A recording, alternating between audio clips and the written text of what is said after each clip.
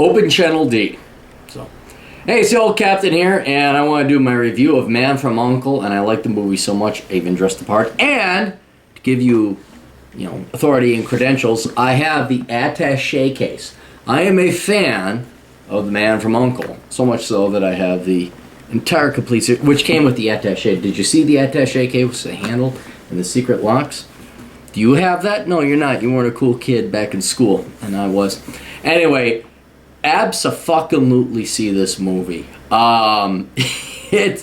You always worried, like, it's not that you want it to remain true to the original, but you'd like to have at least some, carry over a little bit, and did they totally botch it?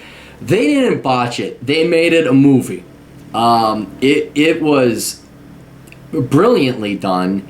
It wasn't, outlandish. It was just a good, solid spy flick. The right amount of flirtation. Remember, James Bond, where it went from Connery, who was refined and polished, to the douche in the 70s. What was his name? With the hair. They all had hair, except Connery. Roger Moore, where it's like, hey, chicky baby. And it became schmaltzy. No schmaltz. It's solid. There's the right amount of flirtation, the right amount of humor, but it is just a straight up spy flick. And what's great is this is pre-U.N.C.L.E. It's pre-U.N.C.L.E. Like, U.N.C.L.E. doesn't exist. They grab a guy from the CIA, they grab a guy from the KGB, obviously, Solo and Kuryakin. They put them together. They even managed to weave in the girl from U.N.C.L.E. in a way that's not feministy and, oh, look, women are powerful too. Like, they have this girl who's an agent who I don't want to ruin it. Not going to ruin it. I almost ruined it, but I'm not going to. Because I don't want to ruin your pleasure. But they weave in even the girl from U.N.C.L.E. And then it lays the foundation. Not only is this movie that good, they lay the fucking foundation that you are going to have future U.N.C.L.E. missions. And if they don't, I'm going to fucking kill them all. If not, I'll go star my own Napoleon Solo Kuryakin. I got a buddy who looks more like Napoleon, so I can maybe blonde my hair a little bit, look like Ilya Kuryakin with a turtleneck. Regardless, they have to make sequels, and they're going to.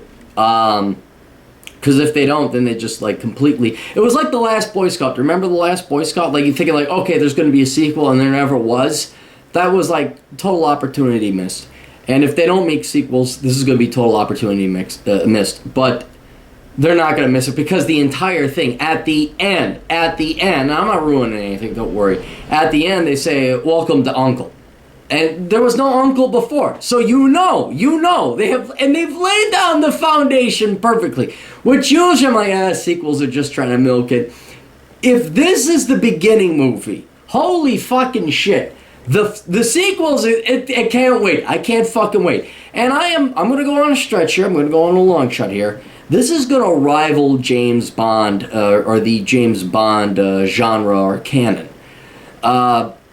Simply because they lit it up so good. You have the foundation. You have the perfect mix of actors, performances great.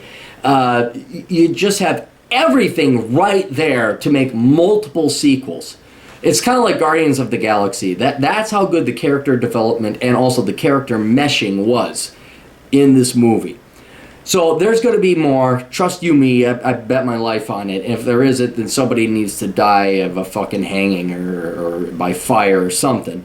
But absolutely go see it. The only problem, me and my girlfriend were talking about this. We were on a boat cruise because we're rich fuckers. She got a Groupon thing. We went on this boat. It was great. We felt like we were surrounded by rich fuckers. We were posing as rich fuckers.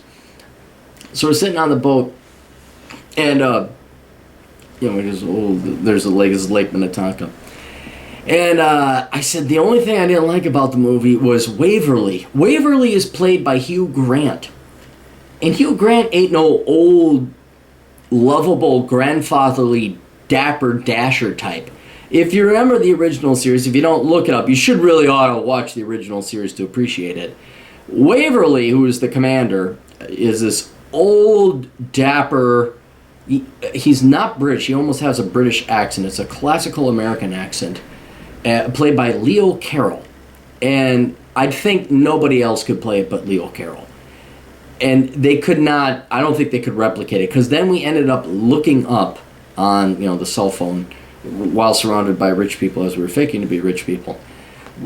We try to find like 70s actors, like, because this guy was 77, 78 when he was playing Mr. Waverly, and I don't think there's anyone out there. We came up with Morgan Freeman and Michael Caine as potential replacements for Hugh Grant, but I think probably most likely what happened is whoever directed it, Guy Ritchie went out there and says, okay, we got to find a Mr. Waverly, and there's no actors like Leo Carroll left anymore. There is no grandfatherly, not portly, but just, grandfather, dad, bod, and just the dapper man. So that's the one drawback, is Mr. Waverly obviously added Leo Carroll, added a huge flavor to the Man from U.N.C.L.E. series. Like, he was the father figure, he was the base, he was the rock, he was the foundation. Napoleon Sulla and dalliances. I mean, like, he always brought the boys back. It, like, kind of reminded them they had to be a professional organization.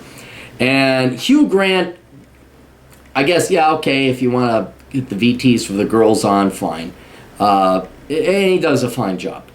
I just wish there was, like, couldn't we have found some grandfatherly type dapper, truly gentleman type individual like Leo Carroll, who could have pulled it off? And sadly, I don't think there is. There really isn't. The baby boomers have not generated such a classical character.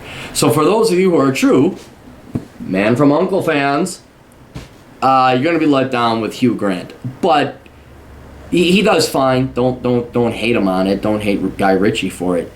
There just isn't anybody, I think, that could replace Leo Carroll. There isn't. I mean, I looked. We sat there and we looked. It's like Morgan Freeman.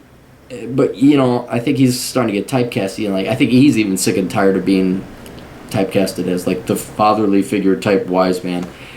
And Michael Caine was too British. We needed an American, what would you call it? An American gentleman. And I don't think there's that many left, sadly. Anyway, absolutely go see it. You say, hey, how do you rate it? I don't rate by stars. If I had to rate by stars, this would be 4 3/4. It's not it's not my favorite movie, but it's damn well up there.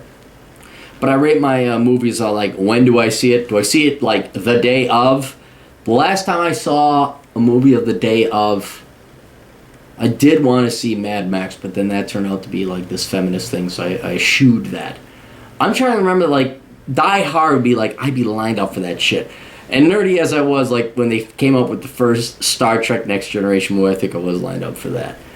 But this one is definitely see it now. Like, don't fucking wait. Go pay the extra money. Go see it at the fancy, ritzy, hoity-toity suburbanite theater. Bring your gun because desperate, sad, virgin, sexually frustrated MGTOW virgin towels are going to be there to kill you.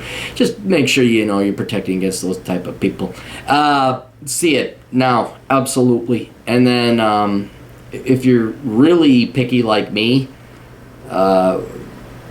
you maybe could get it at Redbox. Don't wait for Redbox. Please, just enjoy the movie. Go see the fucking movie. It's absolutely worth it, 100%. And God almighty, I cannot wait for the next one. Anyway, toodles.